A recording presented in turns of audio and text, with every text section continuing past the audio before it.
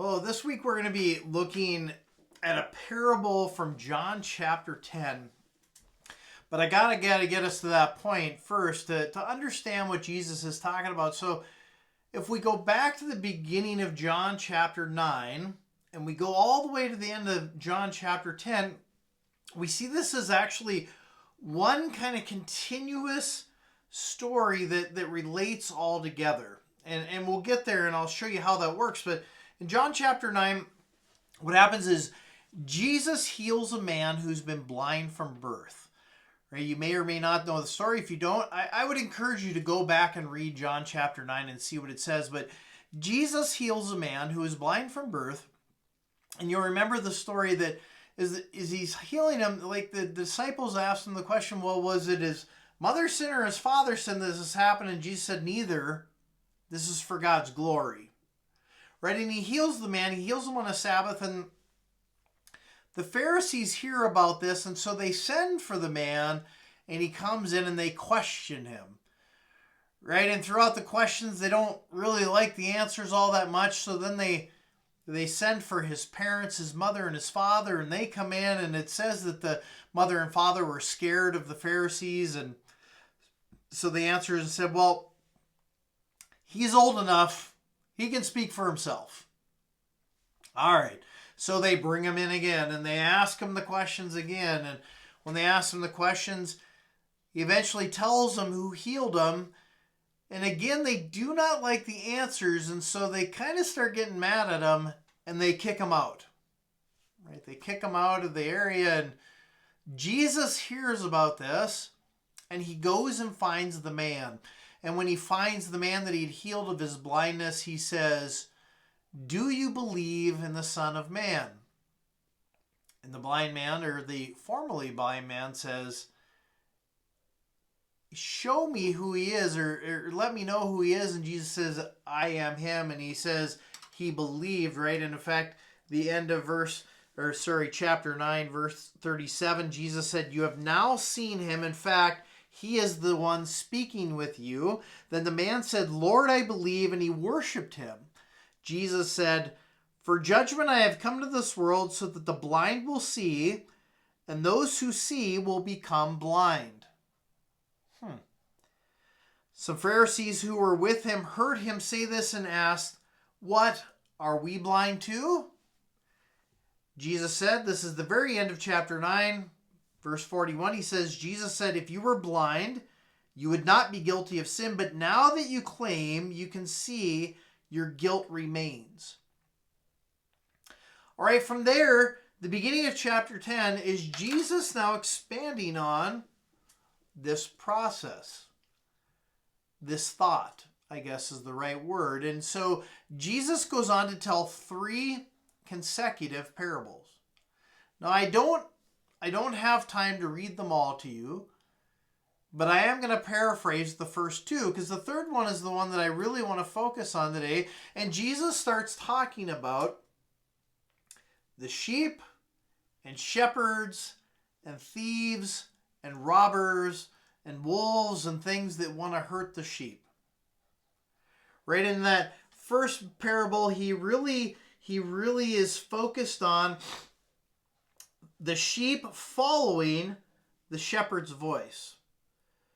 Right? He says that the watchman opens up the pen, and so the shepherd come in, and when the sheep hear his voice, they turn, and as the shepherd leads them out, they follow his voice. Jesus says, my sheep know my voice, and they follow me. And anyone who doesn't enter through that gate is not the shepherd, but instead they are thieves and robbers who have come to steal the sheep. Right, in this particular parable, Jesus is the shepherd, the watchman opens the gate, and the thieves and robbers are anybody who come up over the pen to try and steal the sheep, right? Jesus is the shepherd, and when he gets the sheep, they hear his voice and they follow him. It's interesting because in verse 6 of John chapter 10, it says Jesus used this figure of speech, but they did not understand what he was talking about. So he goes on and starts telling a second parable to try and expand and help them to understand what he's talking about. Right in this parable, right away, he says, I am the gate of the sheep pen. I think you have to understand a little bit about what it meant to be, what a sheep pen kind of looked like back in that day, right? So as they brought them back out of pasture and they went into the sheep pen, right, there was one area that was open that the sheep could go inside the pen. Not a foreign thought to any of us who have been around livestock. Now, the pen was built by a rock wall that was the pen. All right, it was built of field stone. Anybody here in North Dakota would understand that thought. And so the wall of that fence was anywhere between 2, 3, 5, 6 feet high, right? Just depended on how big they wanted to build it and who the shepherd was or who owned the sheep, right? And in this parable, Jesus talks about that he is the gate for the sheep. When many instances there wasn't actually a gate. Right? When the sheep went in, that opening was open, and so what would happen is the shepherd would lay down in the entryway, and he essentially became the gate. All right, so in this parable, Jesus, it says he's the gate, that to get to the sheep, they have to go through him. But again, he talks about the thieves and the robbers have climbed the walls to steal the sheep. Well, who are the thieves and who are the robbers? Right? He's essentially telling the Pharisees that they are the thieves and the robbers because they don't go through the gate, so the sheep don't belong to them. Well, who are the sheep? Well, the sheep are the Jewish people who they have been entrusted to care for, but they're not doing the shepherd's work. Right? I'm not going to go too deep into those parables. There's a lot more to them, but I just want to kind of set the basis of where Jesus is answering this question about them being blind. That gets us to where we want to be. John chapter 10, verse 11. And I'm going to read to the end of the chapter. Starting at verse 11, Jesus says, I am the good shepherd.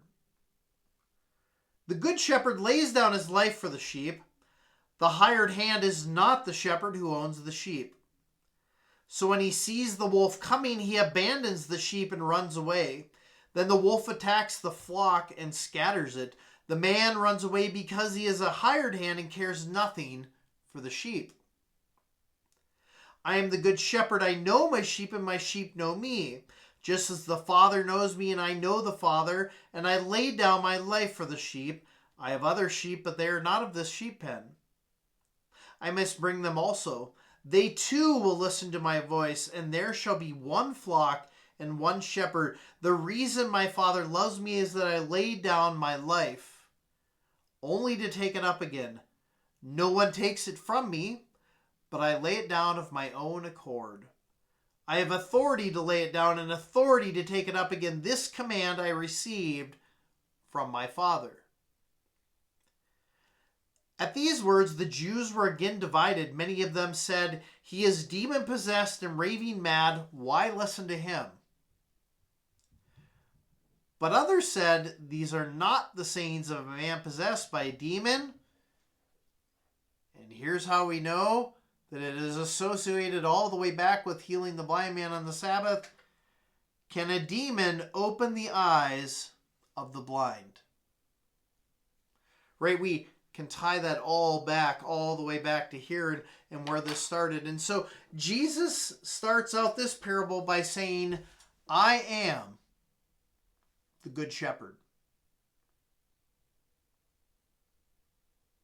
That's a big deal. Right? He's the good shepherd, and the Greek word here used for good is the word kalos, and kalos, it's K-A-L-O-S. And it's not just good in looks or good in thought, it's actual deeds of goodness. Right? He's the good shepherd. Not only does he say the things, He doesn't just talk the talk, but he walks the walk, and he does the job of the shepherd. And many of us don't even know what a shepherd's life was like back in this time, or even to this day. Right? A shepherd's life was hard. There were long hours. They went out and they brought the sheep where they needed to be, and the sheep followed them, and they had to watch out for them, and they had to protect them. See, things were kind of dangerous back right there, right? There was wild animals roaming the area. There was wolves and lions and on occasion bears, and they would want to attack them. And who is going to protect them? The shepherd. Why? Because sheep are defenseless, right? They can't take care of themselves. They can run, not very fast. Not compared to a wolf. Not compared to a lion. They don't have big sharp teeth. They don't have claws. They don't have any way of protecting themselves. And that's where the shepherd comes into play. So the shepherd had to be on constant watch, right, for predators that wanted to kill them.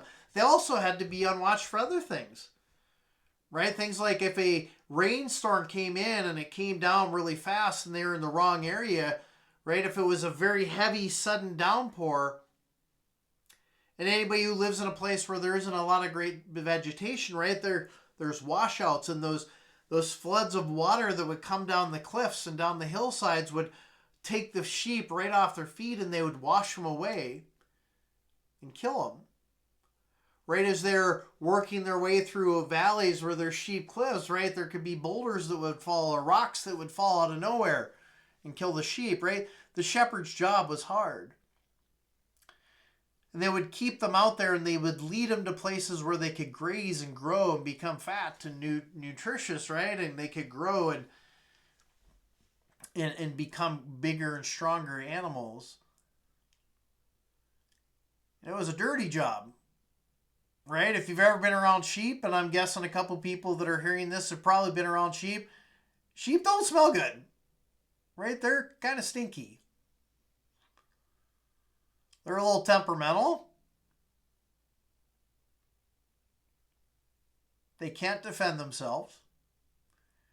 And so, in the areas of Israel, it's going to be long, hot days. And it's going to be long, cold nights. And there isn't going to be a lot of sleep. It's going to be hard work. And you're probably not going to get paid a lot. See, because most of the time, the shepherds, at least in this time, they didn't actually own the sheep. They were hired to do the work. Right? What does Jesus say in there? That the hired hand, when the wolf comes, runs away. Well, in this instance, in this parable, right, Jesus is the good shepherd. He's doing the dirty work to protect us and keep us safe. The hired hand are the Pharisees, right? That they're hired by God to take care of the sheep. But as soon as the wolf comes, which is Satan, they run and they scatter. And the wolf comes after and kills some of the sheep, and he disperses the flock, and nothing good can come from any of that. I read an article about a year ago. It was this man who went, and him and his son went, and they worked with some shepherds, and they went with them. They went out with them for about 3 weeks. They went out and did what the shepherds did because he wanted to write an article about what it was like to be a shepherd and how hard the work was. And he went out and he wrote about his experience, and I'm not going to go in depth in it, but it came down to everything I just told you, right? Long hours, hard work, kind of stinky, watching out for him, all those good things. And he said when the time came back and they went back to civilization, so to speak, that the head shepherd said to him, "We would like to offer your son to come and be a shepherd with us." He said, "What? My son, I don't think he wants to be, but you can ask him." And he said, "Why have you decided that he could come and be a shepherd?" And he said, well, he passed the most important test. And the man said, well, I didn't know there was a test. And the shepherd said, oh, yes. The most important thing to becoming a shepherd is that you love the sheep. He was surprised by that, but then it made perfect sense, right? Because if you're going to be a shepherd and take care of the sheep, you need to love them. In fact, you have to love them so much that you're willing to lay down your life to take care of the sheep. And as the good shepherd, that's what Jesus tells us, right? Think back to Psalm 23. We've all heard it. We've all seen it. We've all read it. But do we actually think about what it says? How does it start out? It says, the Lord is my shepherd. The next line, I shall not want. Why? Because he's my shepherd. He's going to take care of me. Right? It says he leads me to green pastures. He leads me beside the still waters. Right? I want you to notice in the first parable, he didn't push the sheep. He didn't prod the sheep. He didn't kick the sheep. He didn't beat the sheep. He didn't force them to go where they were supposed to go. It says that he led them because they heard his voice and they followed. In Psalm 23, it's the same thing. It says, he leads me to green pastures. He leads me beside still waters. He restores my soul. When it's time for the sheep to go through the difficult parts, right? The valleys where death is certain. He leads them. So Jesus is telling these Pharisees, right? I'm the one who came to lead the lost sheep of Israel. I'm the one God has sent to lead them. To bring them spiritual quenching of their thirst. Spiritually to fill them with the bread of life. So that they wouldn't hunger or thirst no more, just like it says in Psalm 23. And when danger comes, I'm willing to lay down my life for them, right? I'm willing to take on Satan. I'm willing to take on the enemy. In fact, I'm going to lay down my life for them. Why? Not just for them, right? Not just for those sheep. Not just for the Jewish ones that need him. Right? Look at the parable. It says, I got to go out to another flock and bring them in so that there's one flock. Right? That's where he's talking about you and I.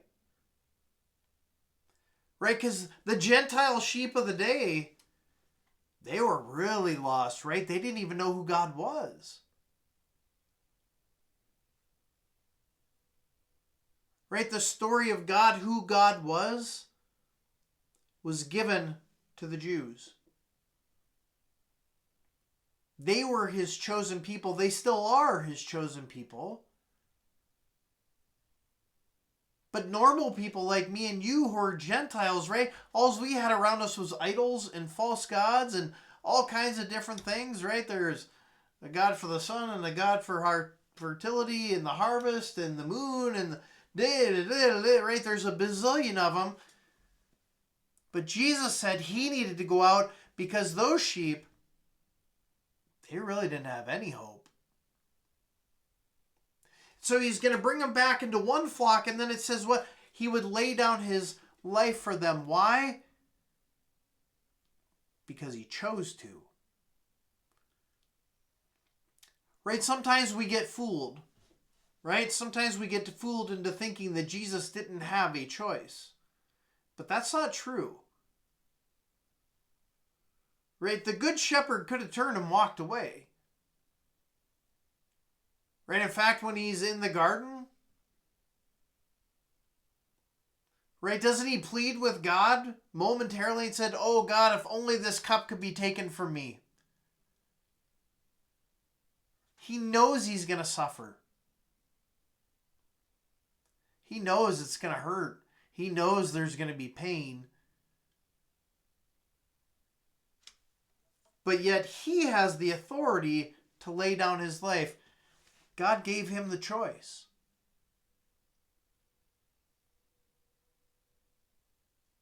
But as the good shepherd, he loves the sheep. And so he's willing to lay down his life for them. Right? It also says that he can take his life back up again.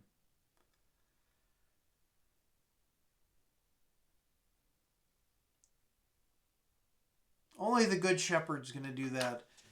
Can you think of any other shepherds that are throughout the Bible? Right? This is a common theme throughout the Bible about the shepherd, right? David was a shepherd. Moses became a shepherd. Saul was a shepherd in a way. Jacob was a shepherd. Who did the angels appear to? The shepherds. Why? Because the most important thing about being a shepherd is loving those you've been entrusted with. I praise God for the Good Shepherd. I'm very grateful and thankful that I'm part of his flock. And if you're not part of his flock, isn't it time to hear his voice and to follow him? Because he'll lead you to a place where you will not fear anymore, and that you'll always be full of his grace and his goodness and his great joy. It's a wonderful parable coming up on Easter. Thought it was a good reminder that we serve the Good Shepherd. Well, I thank you for listening today. As always, God bless you in whatever you're doing this week. Look to see how you can spread God's light to be a witness to Jesus Christ wherever you may go. God bless you all. See you next time.